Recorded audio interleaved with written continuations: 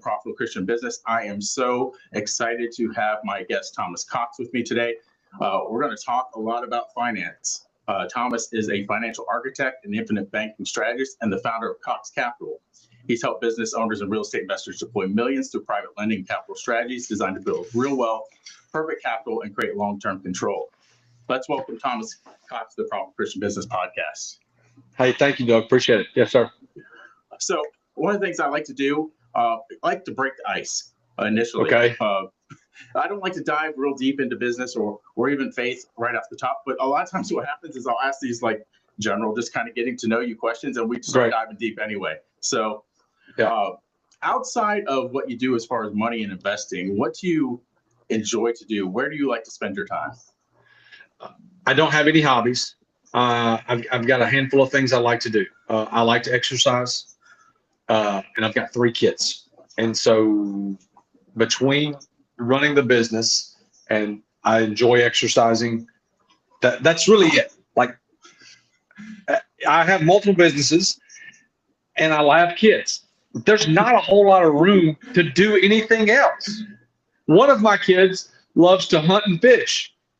Well, if you've ever done either one of those, you know that both of those things take up copious amounts of time. Like, it's not like go run and go fish for, no, fishing is an event. Hunting is an event. And so like, that's what I do. I mean, I'm kind of boring, but I enjoy going and doing with all of those humans. So a couple things about that. When you love what you do so much, it kind of is your work and your hobby at the same time, right? It really is. A lot of times there's nothing you'd rather be doing. I have that. That's the way I feel too. I do like golf. But again, it's an event, right? It takes at least half a day. That is a massive event. So I would love to play more of that, but I'm devoted to some things, right? Yeah, absolutely. Let's talk about, you've not only done stuff in the financial sector, but you've built catering companies, real estate portfolios. Which season surprised you the most of all the things you've built, and why? I really didn't think that when I was 5 years old and I knew that I wanted to coach college football. And even while I was coaching, I coached college football for 10 years. And, from the time I was 5 years old, I knew what I was going to do. There's no question. You know how you ask a 15-year-old kid, and they're like, I want to go do. No, I knew, I knew what I wanted to do. I went to college to play football, to go coach football. And so I really knew that world. But when I was 32 years old and the Lord moved me out of college coaching, it upset my wife, number one, because she loved the fact that I coached college football, because she's a high-level high school coach. And when the Lord moved us out of that, my dad, who coached for 37 years himself and is a Hall of Fame coach in the state of Alabama, looked at me and said, Dad, I don't know what I want to do because I don't know how to do anything else. And he looked at me and he said, son, you can do anything you want to do. And obviously now at 45, I realized that he was right, number one. Number two, I did not realize that the skills that I developed in coaching college football massively were interchangeable in the business and ownership world. I heard a guy say this the other day, and I love this. Same skill set, different pay scale. And I took those skills and transferred them into, owning my own business in essence. I mean, we can call it food catering, but owning my own business. So I guess the most shocking thing for me is that I own a catering company that between $2.5 and $3 million this year. Well, that's not bad. That's not normal. That's not normal. And so I get shocked every day, and it's a shock, but it's also sitting there and go, look what the Lord's done in our life. Amen. It's all, we could sit here and say, I did this or I did that, but you know what? It's all God's, and we're just stewarding. And I don't want to make this a Sunday school lesson, but we're just stewarding what he gave us. And the key is how do we make sure that he, A, gets the glory, and B, gets what he gave. Here's the thing. He gave us 90%. He said, I'm going to give you all this money. I want you to live on 90% of it. Just make sure I get my 10. That's tithing in a nutshell, obviously. But you just got to make sure you're doing those things in order to be honoring for what you've been given. So, amen. And I don't mind this being a Sunday school conversation at all, because I love when the Holy Spirit shows up during anything. So it often happens in a lot of things that we do on our side, because we just invite him in and say, Lord, do your work. That's right. So I love that. I am interested. Where did you coach college football? Yeah, that's great. Are you a football fan, Doug? I am. I'm a Clemson Tigers fan. Okay. So I was at NC State, so we came to Clemson a handful of times and played. So the funny thing is this is in the news lately. I don't know if you watched. Did you watch the game last night? I did. Yep. Okay. So I was at NC State, and I sat next to Coach Signetti for 2 years when we were at NC State. So wow. We're the last 2 years at NC State. We were on Coach Chuck Amato's staff, and we all got fired in 2006, at the end of the 2006 season. We were there 05 and 06, and we both got fired. But I got to sit next to Sig for 2 years. And he went to Alabama. I went to Tennessee Tech. And those are the 2 stints I had in coaching, and then got out after being in about 10 years. But loved those 2 places. We loved North Carolina. We love Tennessee. We never thought we'd move from Tennessee after being there 11 years. And so it was a wonderful journey. I wouldn't take it back for all the tea in China. Where are you based at now? I'm in Birmingham now. Oh, nice. So are you a fan of a particular team now?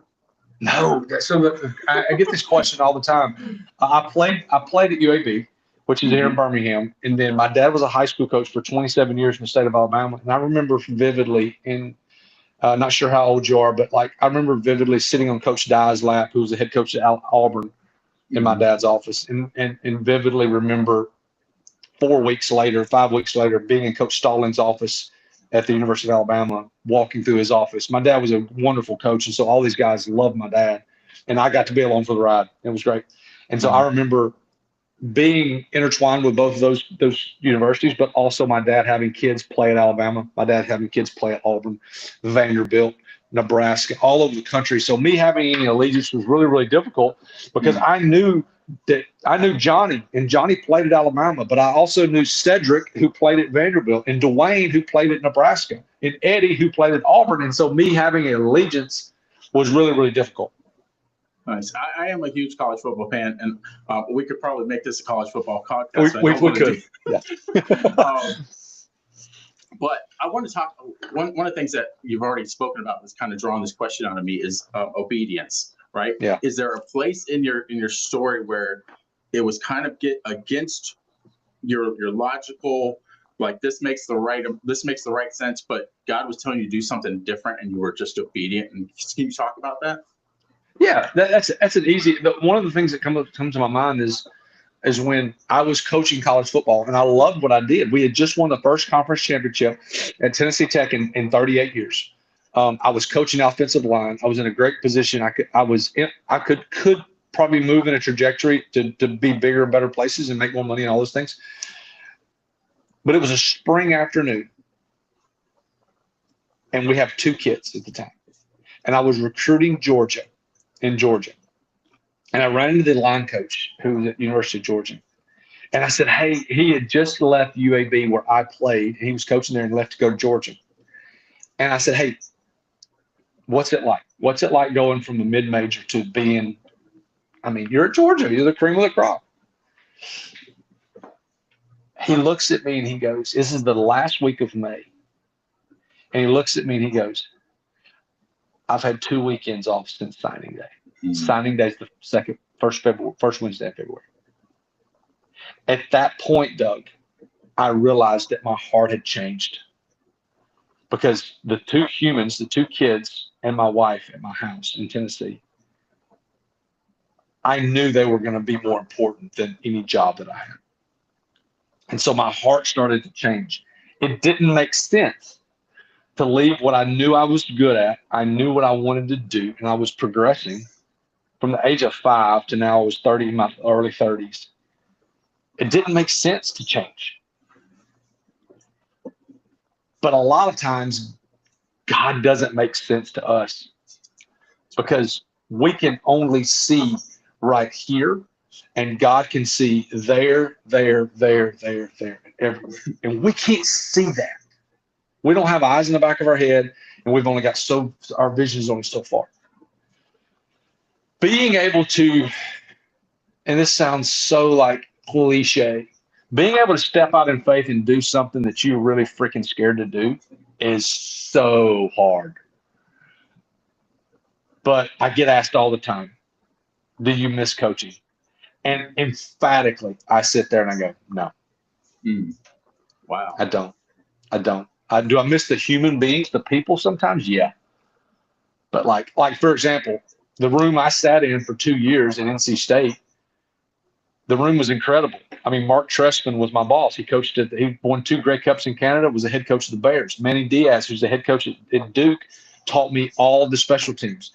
Kurt Cignetti, who just won a national championship last night, was sitting next to me there. Dwayne Dixon, who was the receiver coach for Spurrier at Florida, who I worked with every day. Mike Barry, who coached at the Detroit Lions, with offensive line coach at the Detroit Lions, Notre Dame, and USC. That was my group. That's amazing. Can I segue that into something? Yeah. So often we talk about being in the right rooms, right? It's so important to be in the right rooms. So I hear that in your coaching circle was amazing. So when you stepped into business, can you talk about getting into the right rooms when you started to go into business? Oh, I was lost as a fart in a fan factory. I didn't know what I was doing because all I knew was football. Like, I made a 17 on the ACT, Doug.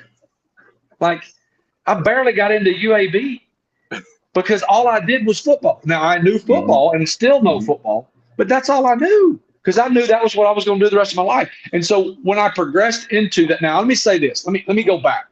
My parents always argued about money, okay? And I vowed that I would never do that. So at the age of 18, I got $2,000. This is kind of a financial part. I got $2,000 for graduation. Okay, you graduate from high school, you send out invitations, people send you 20s and 30s and 50s or whatever. Okay. So I get money, I take $1,000 and I spend it like a drunk engine. I just spend it, I don't know what I bought. I just spent the money. I took another $1,000 and I gave it to a guy in the church.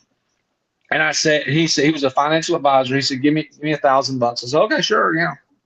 What are you gonna do with it? Invest it? I was okay. He said, send me $20 a month. So at 18, this guy taught me dollar cost averaging. He said, if you make some more money, send me some more, but always send me $20 a month. Done. So throughout college, I sent this guy $20 a month. And if I park cars in the off season, and this is obviously pre-NIL when you could make gazillions of dollars. Sometimes I send him $400, sometimes I send him 50, sometimes I just shut my eyes and dollar cost average. I vowed to never argue about money with a spouse. And I wanted to make money so that I didn't have to go through that like I saw my parents go through. And so I rewired my brain a little bit differently because I was not taught anything about money. Both parents are in education. Both are always dreamed of retirement. They had no clue financially. And honestly, I read and I just studied stuff and figured out how to not spend. Here's the thing. Fitness and money are the same thing. Everybody thinks that with fitness and money, you have to add all these things to be successful in fitness and add all these things to be successful in money. The key in all of these things is the hardest word in the English language. It's no. I've got to be really, really good at saying no to certain things to be great at fitness and to be great at money.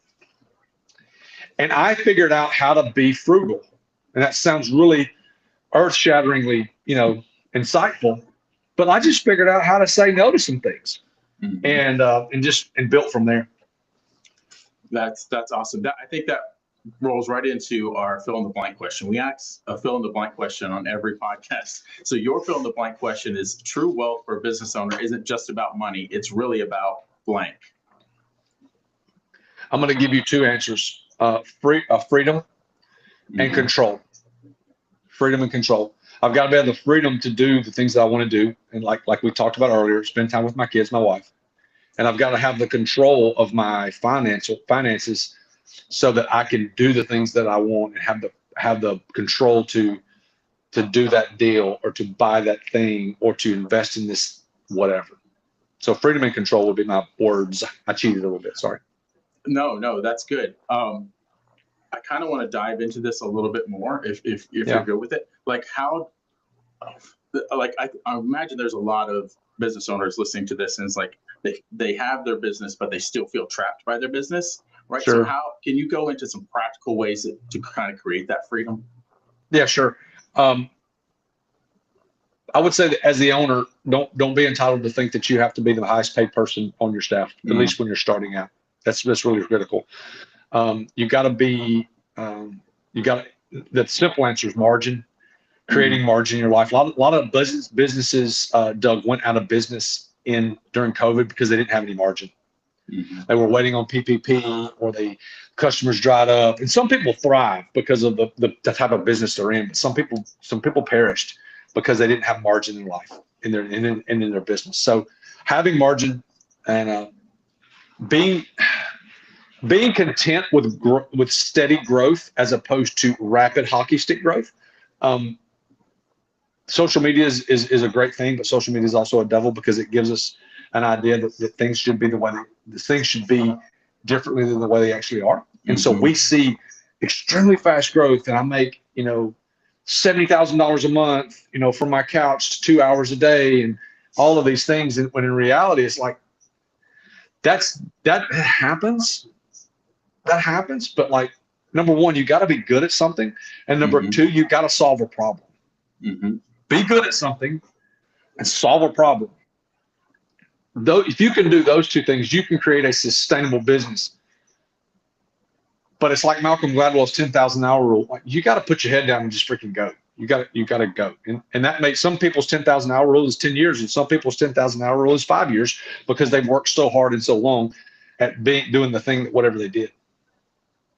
I love all that. And I feel like you answered this question already, but this is our secret question. What is the secret to creating wealth as a business owner?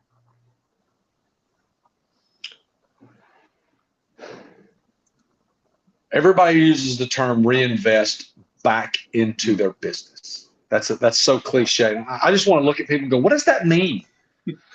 What does that mean? What do you mean reinvesting? The first thing is margin. Like, what is your profitability in your business? Don't spend it all. Like, that's as simple as I can make it. Don't spend it all. What is your profitability? Don't spend it all. And then second thing is know your numbers. Like, know your numbers. Know that I spent 10,000 and I took in 15,000. Okay, where's the 5? Where's the 5? What are we doing with the 5 to put back in the business? Again, what does that mean? I learned this a while ago from a guy, and you've probably heard of this guy, Grant Cardone. He's extremely boisterous and loud personality. But what he said is he has a sales business. Everybody knows Grant these days as a real estate mogul. Grant is a salesperson by nature, and he took profits from his sales business and put the profits into real estate. Well, I live by a principle, a book called Profit First. I don't know if you've read it, Mike Malkowitz. It's an incredible book. It's very simple. It's just a little bit cumbersome in some ways, but you got to kind of make it your own. But I made a line item in my business called real estate because I knew that I wanted to take part of the profits in what I did in our food businesses and invest in real estate. And so I did that. Like, I was just very intentional. When we went from coaching to owning our own business, I worked at a church for two years. But in the meantime, that's when the planning part of our business started. We lived really frugally for about 4 years. I mean, we did. We didn't go out to eat much. We took modest vacations. Even when we started making money, I used that money that we made and started to, quote, put back in the business, whatever. But then also invested in real estate all along the way. So I hope that answers your question. It does, and I have some follow-up questions based on that. Yeah. Because you brought out sales. A lot of people get into business and they just think they have a product or their service and they forget about the whole sales part. Can you just talk about how important sales is to a business? Restaurants fail because someone can make cupcakes really, really well, but they have no freaking clue how to A, make them at scale, but B, sell the cupcake. This is not Field of Dreams, guys. It is not, if you build it, they will come. They ain't coming. You know why they ain't coming? Because of these things. Mm-hmm. Because we're so distracted by so many things that we see a cupcake and then 0.5 seconds later, we see something else and that other shiny object's got our syndrome. So what we have to do, you have to do as an owner is you have to understand and know sales. You got to be able to create a gap between where someone is and where someone wants to be. And then how do you A, fill that gap, or B, solve that problem?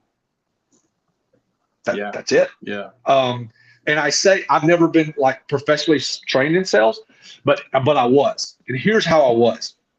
When I coached college football, I had to be in inner city Chattanooga to see the kid that was an unbelievable African-American athlete, that his dad was in jail, his mom was in jail, his grandmother was in and out of jail, and his aunt was the one in charge of him. I had to be able to communicate to them that I could help this kid get out of where he is and not be in that cycle.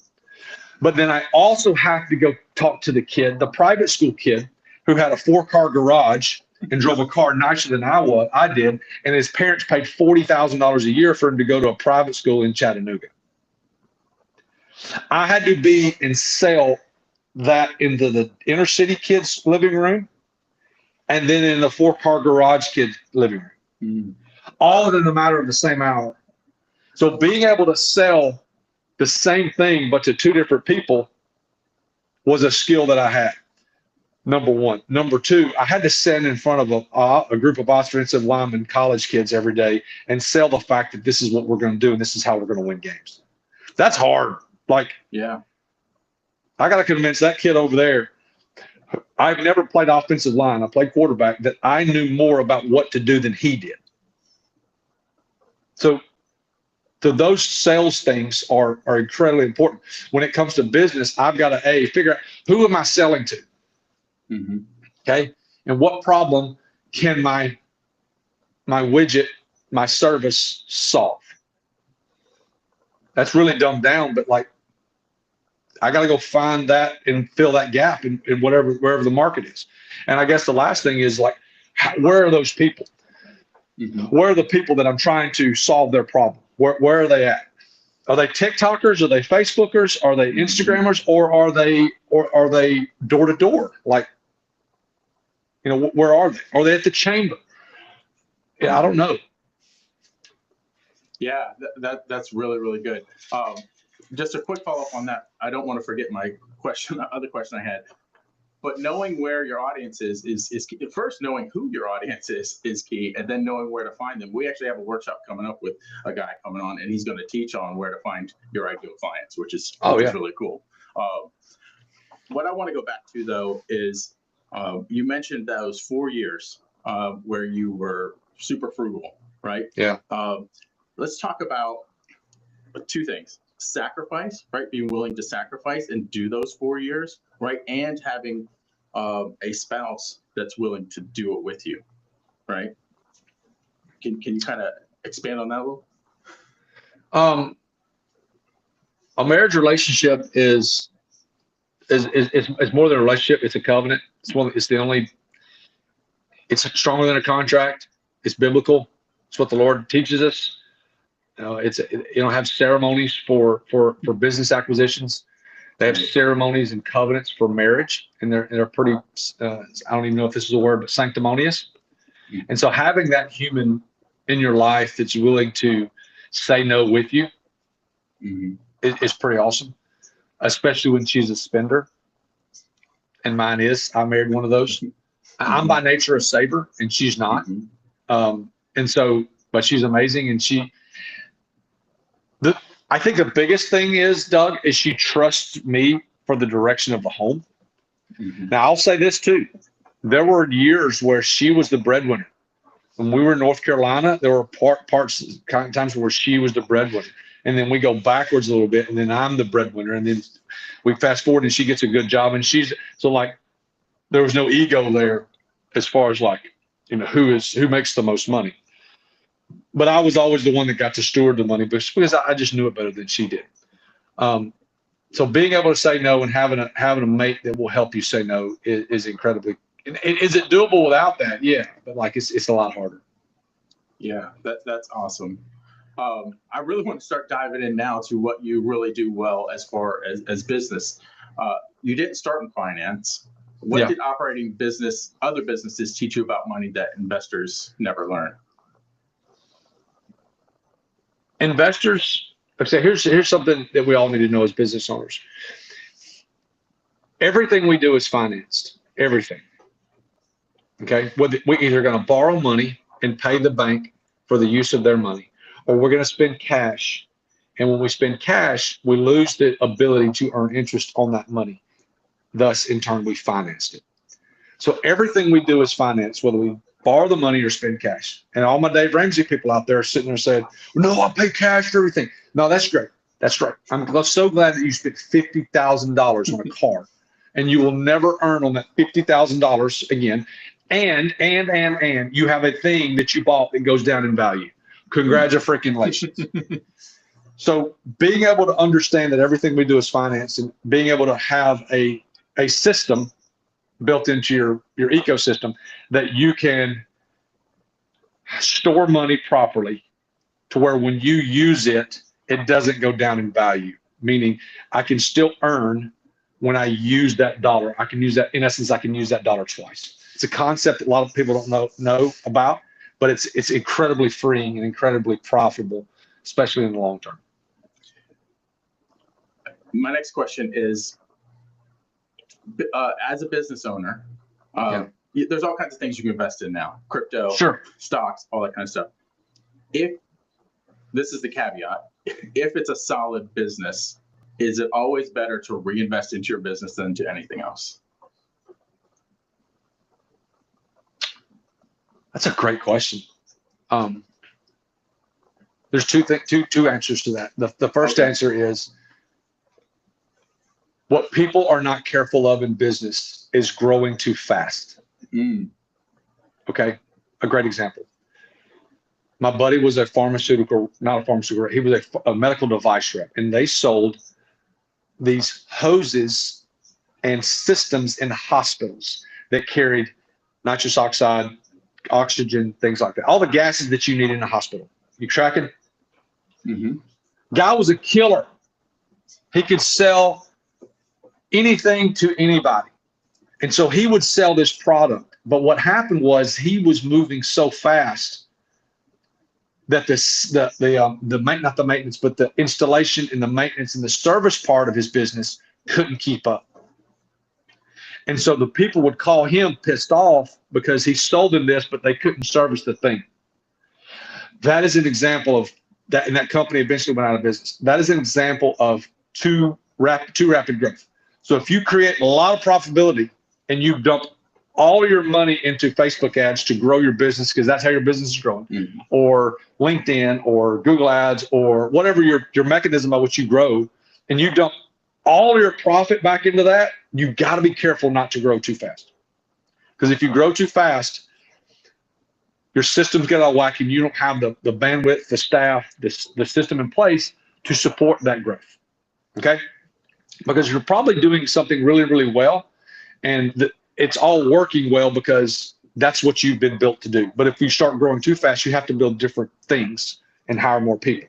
And if you can't do that correctly, your service starts to suck. And when your service starts to suck, your business goes down. So that's an example of investing too much into your business. Okay.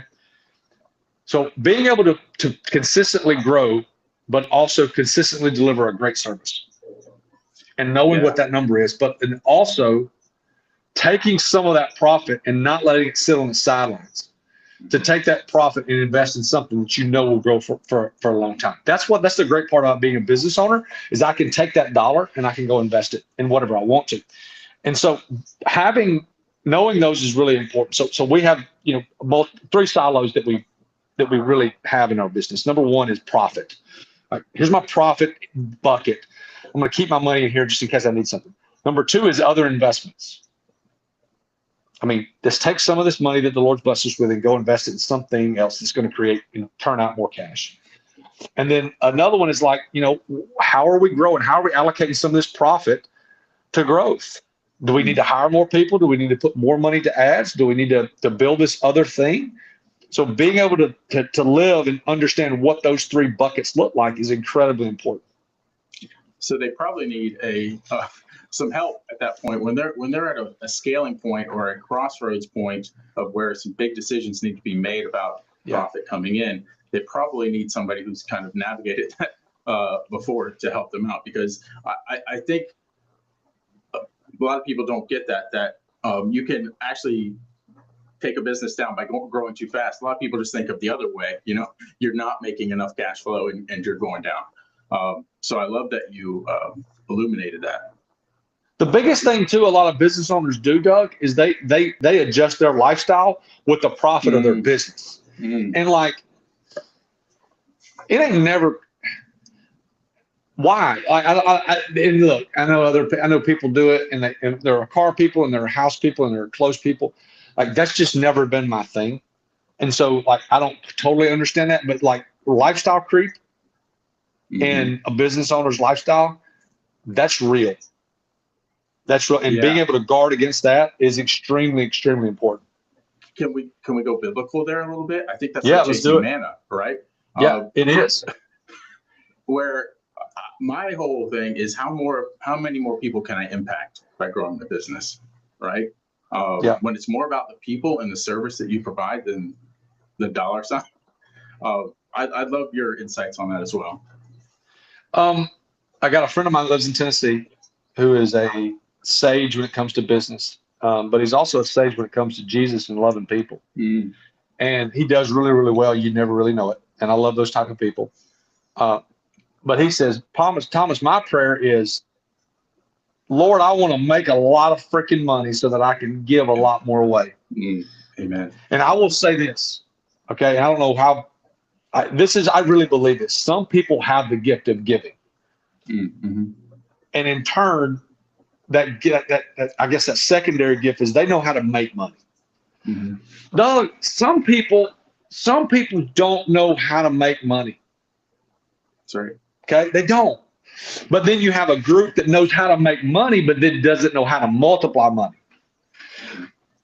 When you have someone that can make money, multiply money, and they love Jesus and they want to give, that guy or that girl is an asset beyond belief for whatever ministry that person is giving to.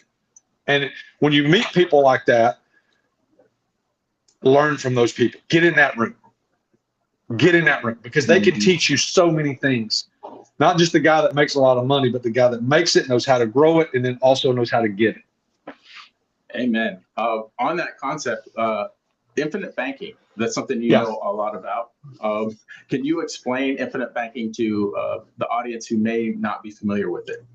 Yeah, that's great. I appreciate you asking that. So infinite banking is a concept to where we take cash flow and we put it into what they call whole life insurance contracts. So the money resides in a life insurance contract, but when I put that money in that contract, I can use that in like a bank. The whole purpose is not life insurance. Life insurance is a tertiary benefit of this. Okay. I'm using this as a bank. I'm going to put money in and pull money out just like I would a bank. So I'll give you a great example. I've got $300,000 of cash value in one of my policies. Well, I have a private money lending business that I have. I have $300,000 in this bucket. I took $225,000 out of that bucket and loaned it to somebody. Well, all the time, my $300,000 is growing at a guaranteed rate plus a dividend in that bucket, even though I borrowed from that dollar and then putting it to use. So I'm making money over here, letting him use that, but then I'm also growing at the highest number there. So my money's growing here, but it's also working there. In essence, Doug, I'm using it like a bank. I am becoming my own bank. And I've got 5 of these policies, which I like to think of as branches. I've got 5 branches of our family bank. And I'll say this, my kids will never have to go to a bank unless they buy some sort of massive thing. they will never have to go to bank because they're going to use our family bank. Okay. So business owners that of any size have to have one of these policies, because business owners are always what I call cycling cash flow. If you're cycling cash flow in your business, so if you're any kind of business owner, if you're any kind of investor, if you're in the construction world, if you're a high W-2 person and you don't have an IBC or don't understand what infinite banking is, it's something you need to spend a little time learning and understanding, because it can transform your life financially, number one. Number two, it can transform your life from a generational wealth standpoint. You know, the Bible's very, very clear. A good man takes care of his children's children. Okay. And what this does is this has a mechanism of life insurance, but it also has a mechanism of teaching our kids how to steward and use this money. Okay. And so infinite banking has transformed our lives financially. And it's just made all the difference in the world how we do business in so many different levels.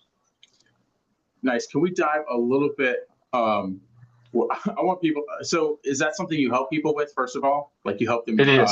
Okay. Yeah. So we help set these policies up for people, number one, which is really, really easy. But also number two is we teach them.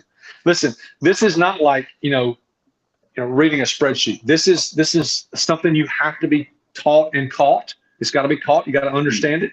But we teach them how to do this whole process. So that's a relationship that we build when we have clients that come on, and we teach them how to use this and also set these policies up for them. But we're hold their hand through the whole process. Like yesterday, the guy's been a client for over a year, and we held his hand through the process of what he wanted to do, some interactions and some transactions that he wanted to do, and we helped him with that. Nice. So do you also go beyond that? So once they start to put these in place, like do you do a little financial consulting, wealth consulting along the way? Absolutely. No, there's always a conversation of because here's the thing, this thing's not for everybody. If you make $52,000 a year and you have no margin in your life, infinite banking is not for you. Just being super upfront and super honest. This is for people that own a business of any size, that are cycling money or that they have excess at the end of the month, end of the year. That's who this is for. But there's a constant conversation of, okay, where's your money sitting? Is it in the market? Is it in real estate? Is it under your mattress? Tell me, where's your money sitting, so that we can sit there and diagnose and say, let's get you in the safest, most controllable process out there to have the most leverage and to be able to use it the best way possible. Awesome. Can we get a little bit more biblical again, talk about stewardship? All right. Yeah, sure. So how has your faith and the concept of stewardship not only helped you in your life, but helped you consult others? When we realize that it's not ours, that we're just stewarding something that's been given to us, it kind of changes our mind a little bit. And being able to communicate that to people and getting people to see that helps. So you have a car. Okay. What kind of car do you drive, Doug? I have a Hyundai Tucson. Okay. So you got a Tucson. So I drive a truck. My truck was my dad's. My dad's passed away. It's my dad's truck. If you drive your car and you take care of your car, but if you needed to borrow my truck to move some stuff, you would probably take care of my truck a little bit better than you would your Hyundai. Mm-hmm. Well, if you think that it's your money, you're probably going to think of it a little bit differently than if it was God's money. So getting people to think, hey, it's like borrowing somebody's truck. Mm-hmm. I'm going to take care of that truck because, number one, I don't want to have to pay for it if something messes up. Number two, it's not mine. It was just loaned to me. Well, it's kind of the same thing. I mean, don't you agree? Yeah. If you just adopt that mindset that it's God's money and you're very intentional with knowing that it's God's money, I just think adopting that mindset, then doing the actions that would then follow from that mindset would be life-changing for a lot of people. Oh, absolutely. Absolutely. Yeah. So thank you so much, Thomas. This has been amazing. Yeah. For listeners who want to go deeper into understanding how to create wealth and get more control, clarity, and be better stewards, where should they start and how do they reach out to you? two ways. Our website is thomascox.co, thomascox.co. And then if you want to know more about infinite banking, the best place to go is we've got a website. It's a landing page called IBC, Infinite Banking Concept, ibc.money. ibc.money to go and see that. What we've put together is there's a 3-part video series of like what this thing is. It's very simple, laid out, take you less than 30 minutes to understand and get vast amounts of knowledge in less than 30 minutes. And what that does, it helps people understand what infinite banking is and see how it fits you. Here's the thing, it may not fit you. I had a consulting call, on Friday with a girl, didn't fit her. It wasn't for her. But then I had a call this morning with a guy, it fit him perfectly. So listen, I'll be super honest with you about, hey, this is a fit for you. And then schedule a call with us and we'll figure out if it's something we can do together. Awesome. We'll put those links below. Perfect. I ask one final question of every entrepreneur that comes on, because I feel like there's always something that was on my heart or that was on my mind and I didn't get to share it. So do you have any parting words of wisdom or anything else you'd like to share with the entrepreneurs listening or watching?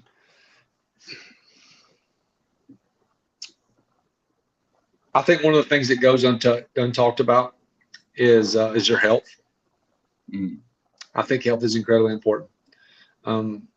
You get one body, you get one life, and being able to take care of your health is incredibly important. And so I really think that making proper decisions on what you're eating, making proper decisions on exercise is incredibly important. The Bible is very clear about your body's a temple and taking care of that thing. And from an entrepreneurial perspective and from a business perspective, someone that walks in a room that's in really, really good shape garners a little bit more attention than someone that's, unnoticeable from the physical standpoint. And that sounds a little bit arrogant, but I'm going to be honest with you. It's true. I mean, let's just be honest. When you see someone walk in and they shake your hand, and when they shake your hand, they've got a bicep vein that pops out of their arm, you notice. But what you notice about that is that person is disciplined. He can say no. He or she can say no, and they put in time when nobody's watching. And I'm going to be honest with you, that's the guy I want on my team or girl I want on my team. Amen. Stewardship. Again, steward your body, right? That's right. That's exactly right. And if I'm looking at somebody that I might want to help steward my money, that person that doesn't look like they're healthy, maybe I'm not. That's right. Because maybe they steward well in one area and not the other, but I don't know. But it kind of gives you that conception that that it's not that there's a fault there somewhere. That's right. That's exactly right. Well, thank you again, Thomas. And this has been really, really good. And until next time, entrepreneurs, keep moving forward.